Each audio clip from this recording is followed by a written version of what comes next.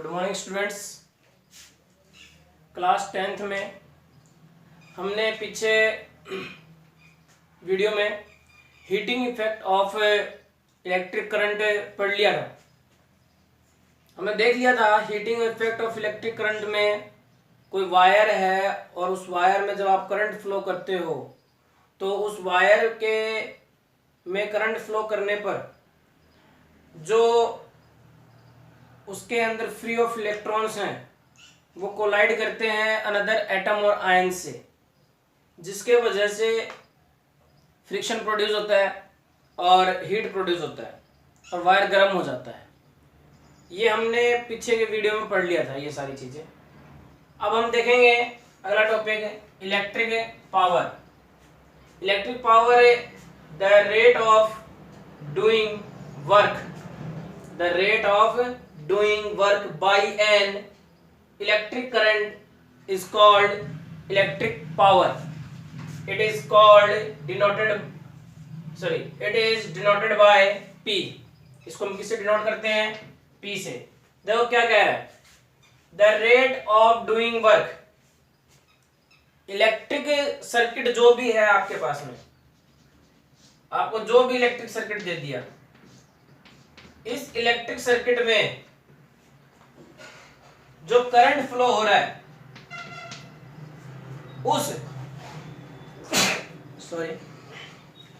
उस करंट के वजह से इस इलेक्ट्रिक सर्किट में जो करंट फ्लो हो रहा है उस करंट की वजह से कितना वर्क डन हो रहा है। अब वर्क डन कैसे? ये इलेक्ट्रिक सर्किट है, ये हमारे पास में बैटरी है, बैटरी कह दो या सेल कह दो एक ही बात है, ठीक है। बैटरी ग्रुपिंग ऑफ सेल हो जाएगा, ग्रुपिंग ऑफ सेल कर लो इसको, ठीक है। ये बैटरी है। अब जब इसमें से करंट फ्लो हो रहा है, मान लो करंट फ्लो हो गया 5 एम्पियर, ठीक है, तो इसके अंदर जितने भी एटम और मॉलिक्यूल्स होंगे कंडक्टर के अंदर, वो क्या करेंगे? कोलाइड करेंगे और उनको, मान लो ये रेजिस्टेंस ये हमने यहां ले लिया, ये पॉइंट ए ले लिया, ये पॉइंट बी ले लिया, यहां से यहां पहुंचने में एक वर्क करना पड़ेगा। W इसको पर लिखेंगे, किससे लिखेंगे? W से एक वर्क करना पड़ेगा। तो ये वर्क जो हुआ है किसके थ्रू हुआ? करंट के थ्रू हुआ। करंट जब इसमें फ्लो हुआ तो जो इलेक्ट्रॉन्स थे, जो आयंस थे, वो one place to another place move हुआ, मूवमेंट हुआ उनका, ठीक है। जो इलेक्ट्रॉन्स और आयंस हैं, फ्री इलेक्ट्रॉन्स जो हैं, उनका मूवमेंट वन प्लेस टू या one point two another point पर मूवमेंट हुआ। तो उस मूवमेंट के थ्रू जो हमको वर्क मिला, उस वर्क की हम बात कर रहे हैं। तो the rate of doing work 1/T, P equals to 1/T doing work, the rate of doing work by an electric current is called power. तो P equals to क्या आ जाएगा? W/T, ये पावर का फॉर्मूला है। ऐसा यूनिट इक्वल्स क्या होता है पावर की? वो होती है वाट। क्या होती है? वाट। आप लोगों ने देखा भी होगा, जनरली हम स्टोर्स पर जाते हैं बल्ब लेने तो कहते हैं 60 वाट का बल्ब देना, 40 वाट का बल्ब देना। तो वाट जो होता है वो किसकी यूनिट होती है? पावर की यूनिट होती है, ओके। अगर वाट की आप डेफिनेशन देखो तो वाट की डेफिनेशन क्या बनती है? Power is said to be 1 watt, यानी 1 वाट की पावर आप किसको कहोगे? Of that electric circuit in which 1 ampere current is flowing, of that electric circuit in which 1 ampere current is flowing having a potential difference of 1 volt. कहने का मतलब क्या है कि अगर किसी सर्किट में, ये सर्किट दे रखा है आपको, अगर इसमें आप 1 एम्पियर करंट फ्लो करते हो, ठीक है, तो ये कितना पोटेंशियल डिफरेंस रखता है? 1 पोटेंशियल डिफरेंस रखता है, 1 वोल्ट का पोटेंशियल डिफरेंस रखता है, और पोटेंशियल डिफरेंस को अपन वोल्ट में मेजर करते हैं, ठीक है। अगर हम सर्किट में 1 एम्पियर की करंट फ्लो करते हैं तो ये 1 वोल्ट का पोटेंशियल डिफरेंस रखता है। मान लो कि आपने इस वायर में से 1 एम्पियर करंट फ्लो हो रहा है और पोटेंशियल डिफरेंस पॉइंट ए पर पोटेंशियल होगा VA, पॉइंट बी पर होगा VB, तो पोटेंशियल डिफरेंस क्या आ जाएगा? VB माइनस VA, ये आ जाएगा। पोटेंशियल डिफरेंस क्या आ जाएगा, Vb माइनस Va। ये कितना होना चाहिए, 1 वोल्ट। कितना होना चाहिए, 1 वोल्ट। तो हम क्या कह सकते हैं कि जो पावर है सर्किट की वो कितनी है, 1 एम्पियर है, सॉरी 1 वॉट है। तो 1 watt equals to 1 volt into 1 ampere. ठीक है, 1 एम्पियर की करंट आप सर्किट में जब फ्लो करते हो तो 1 वोल्ट का पोटेंशियल डिफरेंस उसमें प्रोड्यूस होता है, दिस इज कॉल्ड 1 वोल्ट। अब ये तो बात हो गई हमारे पास में इलेक्ट्रिक पावर और वाट की।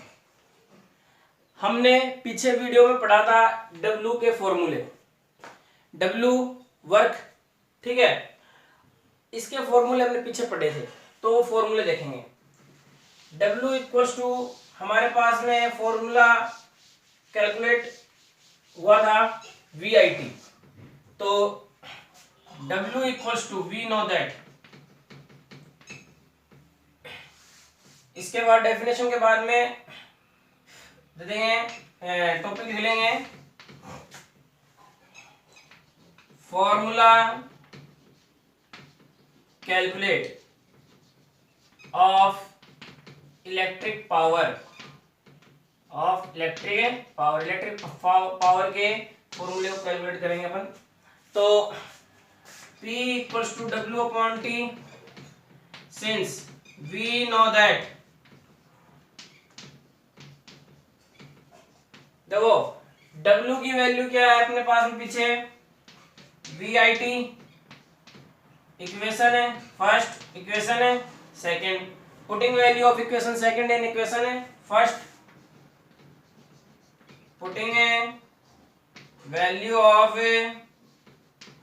इक्वेशन है सेकंड इन इक्वेशन है फर्स्ट, क्या आ जाएगा, P equals to VIT upon T, T से T कैंसिल हो जाएगा, तो P की वैल्यू क्या आ गई, VI। तो एक तो अपने पास में फॉर्मूला आ गया P equals to W upon T, एक आ गया P equals to VI। Okay, equation number 3। अब according to Ohm's law, Ohm's law आप सबने पढ़ा हुआ है ना, अकॉर्डिंग टू ओम्स लॉ, अब ओम्स लॉ क्या कहता है, V equals to IR, equation number 4, putting value of equation 4 in equation 3, putting value of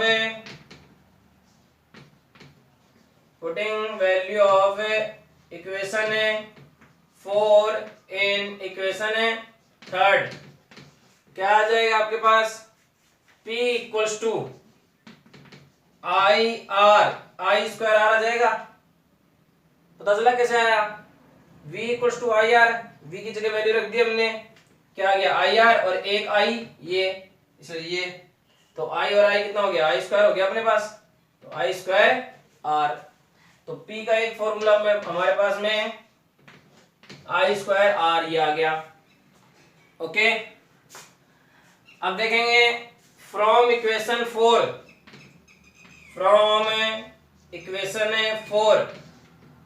4 से देखो I इक्वल टू क्या हो जाएगा, V upon R, equation 6, putting value of equation 6 in equation 5, ठीक है, मैं को मिटा देता हूं,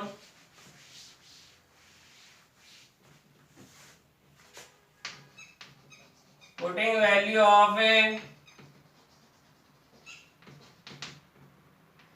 इक्वेशन 6 इन इक्वेशन 5, ठीक है, तो यहां वैल्यू आप पुट करेंगे, क्या आ जाएगा,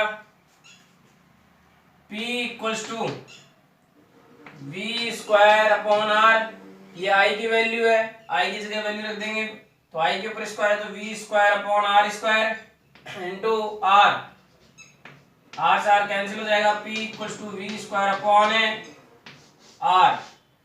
तो एक इक्वेशन हो गई है अपने पास में, इसको देंगे इक्वेशन नंबर 7। आप चाहो तो यहां पर भी रख सकते हो I की वैल्यू, ठीक है, एक ही बात है। तो हमारे पास में P की कितनी वैल्यू हो गई, एक तो हो गया W अपॉन T, एक हो गया हमारे पास में VI, एक हो गया हमारे पास आई स्क्वायर आर और एक हो गया वी स्क्वायर अपॉन आर। ये पावर्स के फॉर्मूले हो गए जो कि आपको याद रखना है। ओके, इसको उतार लो। नेक्स्ट टॉपिक है commercial unit of electric energy. देखो, commercial unit of electric energy generally हमारे घरों में हम जो इलेक्ट्रिक अप्लायंस यूज लेते हैं, जितनी इलेक्ट्रिसिटी हम कंज्यूम करते हैं, उस इलेक्ट्रिसिटी को मेजर करने के लिए हमारे पास में मेजरिंग मीटर होता है एक घर के बाहर लगा हुआ। तो हम कहते भी हैं जनरली, आपने सुना भी होगा कि कितने यूनिट बिजली आपने कंज्यूम कर ली। ठीक है, तो जो कॉमर्शियल यूनिट होता है इलेक्ट्रिक एनर्जी की, वो होती है 1 kWh। क्या होती है? 1 kWh। इसको आप 1 यूनिट भी कह सकते हैं। The electric energy consumed bye an electric appliance, किसके थ्रू? इलेक्ट्रिक अप्लायंस के through, of power 1 kW works for 1 our is called 1 kWh। यानी कि कहने का मतलब क्या है, आपके पास में 1 आवर जो है, आपके 1 आवर टाइम दे रखा है। इस 1 आवर में इलेक्ट्रिक अप्लायंस के थ्रू जितनी पावर है कंज्यूम की जाती है वो 1 kW होती है, 1 किलोवाट होती है। और जब 1 किलोवाट पावर कोई इलेक्ट्रिक अप्लायंस कंज्यूम कर लेता है, तो इसका मतलब कि वो कितनी यूनिट बिजली कंज्यूम कर लेता है, कितनी यूनिट इलेक्ट्रिसिटी कंज्यूम कर लेता है? 1 यूनिट। अब आपको पता होना चाहिए कि 1 kW किलोवाट इक्वल टू कितने वॉट होते हैं? 10 to the power 3 watt. Okay, 1 megawatt होता है कितना? 10 to the power 6 watt. Electric energy को कंज्यूम करने के लिए एक और यूनिट होती है जिसका नाम है 1 HP।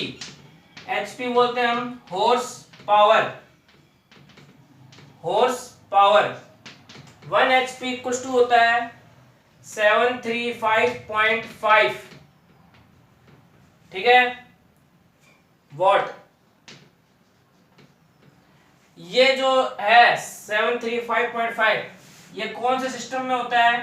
मीट्रिक सिस्टम में होता है। कौन सिस्टम में होता है? Metric system.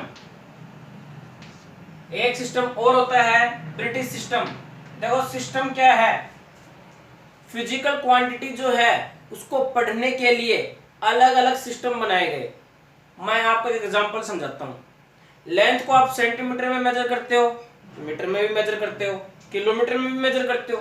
तो ये जो आपके पास में अलग अलग तरीकों से आपने मेजर किया है, ठीक है, ये सिस्टम में डिवाइडेड है। सेंटीमीटर में मेजर किया है, इसका मतलब वो CGS सिस्टम है। मीटर में मेजर किया है, इसका मतलब वो MKS सिस्टम है। तो कहने का मतलब ये है कि इनको फिजिकल क्वांटिटी को मेजर करने के लिए अलग अलग सिस्टम चाहिए होते हैं।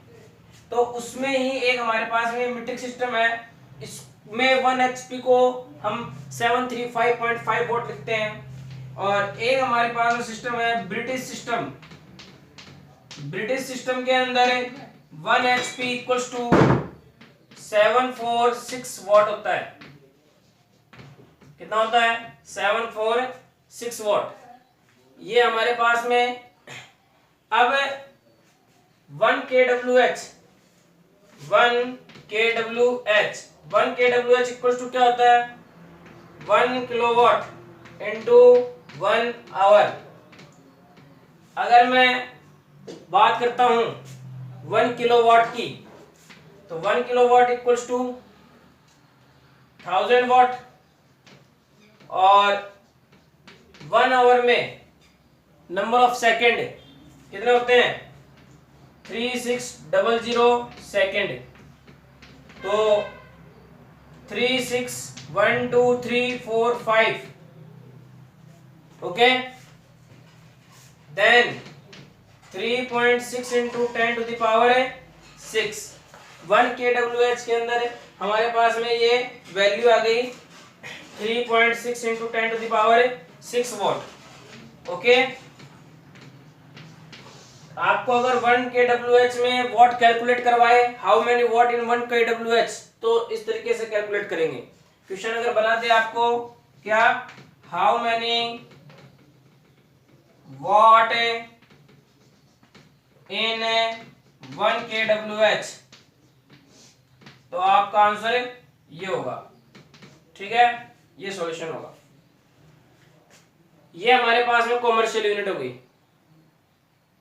अब रिलेशन देखेंगे हम इलेक्ट्रिक एनर्जी और पावर के बीच में। तो अगला टॉपिक जो है वो है relation between electric energy and power. Relation between electric energy and power. एक तो दे दिया आपको इलेक्ट्रिक एनर्जी और एक दे दिया पावर। इन दोनों के बीच में क्या रिलेशन है?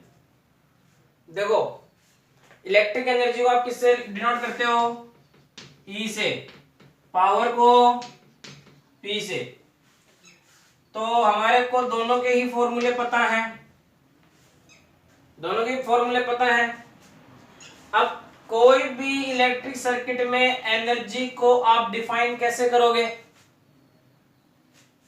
पावर से। और पावर को डिफाइन किससे करोगे? एनर्जी से। दोनों को आप डिफाइन किससे करोगे? वर्क से। किससे करोगे? वर्क से। अरे बस समझ में।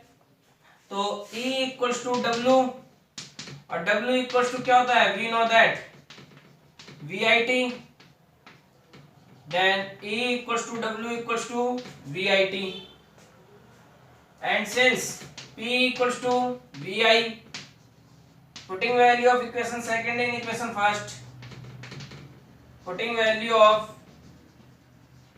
equation second in equation first, क्या आ जाएगा? E equals to W equals to PT, तो E equals to क्या आ गया? PT, then P equals to E upon T। ये हमारे पास में रिलेशन आ गया। ये कर लो या ये कर लो, एक ही बात है। ठीक है, तो ये रिलेशन बिटवीन। अब नेक्स्ट देखेंगे हम न्यूमेरिकल्स।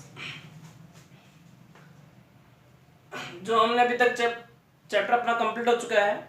अभी तक अपन ने potential difference, potential, charge, number of electrons, circuit combination, ठीक है, इनके बेसिस पे न्यूमेरिकल्स कर लिए हैं। इसके अलावा जो टॉपिक्स बच गए उनके बेसिस पे न्यूमेरिकल अब स्टार्ट हो चुके हैं। ठीक है, तो सबसे पहले अपन देखेंगे numerical number first. Question number first कह रहा है an electric motor takes 5 ampere from 220 line. तो 5 एम्पियर फ्रॉम 220 लाइन से determine the power of motor and the energy consumed in 2 hour। तो हमारे पास में क्वेश्चन सॉल्यूशन में फर्स्ट I की वैल्यू कितनी दे रखी है? 5 एम्पियर, V की value 220 volt. Determine the power, सबसे पहले तो आपको पावर डिटरमाइन करना है। तो P इक्वल्स टू क्या होता है? VI, then P equals to 220 into 5, तो पावर क्या हो जाएगा? 1100। ये पावर हो जाएगा हमारे पास में वॉट। पावर किस में आता है? वॉट में। इसके बाद में कह रहा है डिटरमाइन द पावर, पावर हमने फाइंड आउट कर दिया, of motor and the energy, और एनर्जी फाइंड आउट करनी है। तो एनर्जी कंज्यूम्ड, कितनी एनर्जी कंज्यूम्ड हुई? तो in 2 hour, energy consumed in 2 hour. तो एनर्जी कंज्यूम्ड हमको फाइंड आउट करना है। Then 1100 watt into 2 our.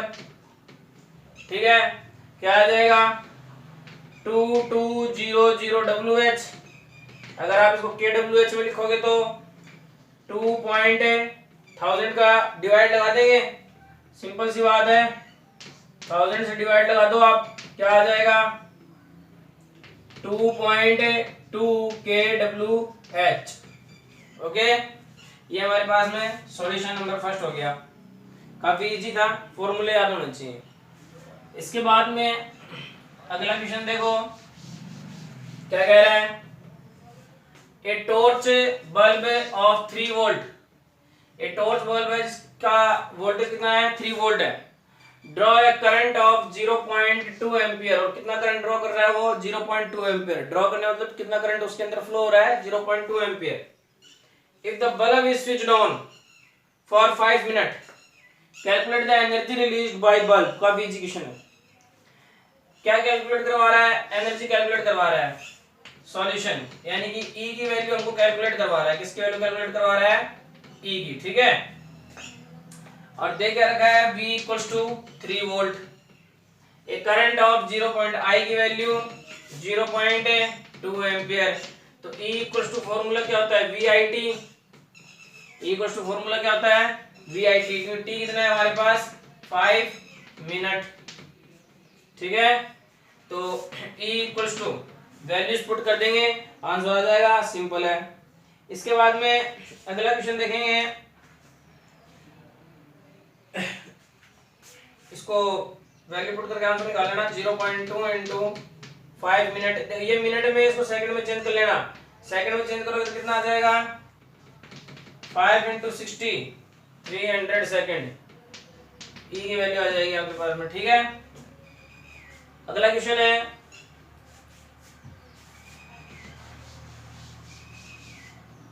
Calculate the energy, electric energy consumed by 1500 watt, calculate the electric energy consumed by 1500 watt, तो E की value दे दी 1500 watt, 20 minute, 20 minute, तो minute है इसको second में चेंज कर लो, 20 इंटू 60,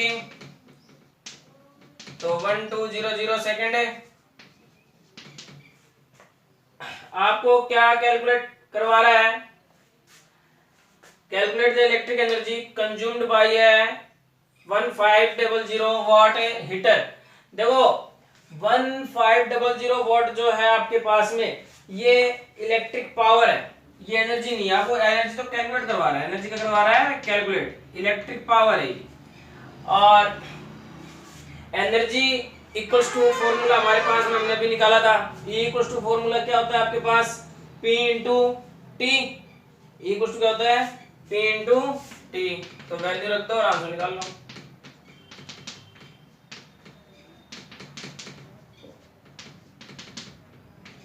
आंसर आ जाएगा, ठीक है। और एनर्जी किस में होती है, जूल में होती है, तो यूनिट क्या आ जाएगी जूल। ये आपके पास में कुछ न्यूमेरिकल हो गए हैं, ठीक है। अगले 2 वीडियोस में हम इन्हीं के बेसिस पे और न्यूमेरिकल्स करेंगे, ठीक है। और उसके बाद में आपका चैप्टर कंप्लीट हो चुका है। मेरे को इस चैप्टर का प्रॉपरली नोट्स चाहिए आपकी कॉपी के अंदर विद न्यूमेरिकल्स, ठीक है। कुछ बच्चे जो हैं वो डायरेक्ट बुक से उतार रहे हैं, आप बुक से बहुत सारी चीज़ें उतार रहे हो, जिसमें से कुछ आपके काम की हैं, कुछ आपके काम की नहीं है, कुछ ऐसी चीज़ें आपने नहीं उतारी हैं जो मैंने यहाँ पर करवाई है, जो एक्स्ट्रा है, जो आपके काम की हैं।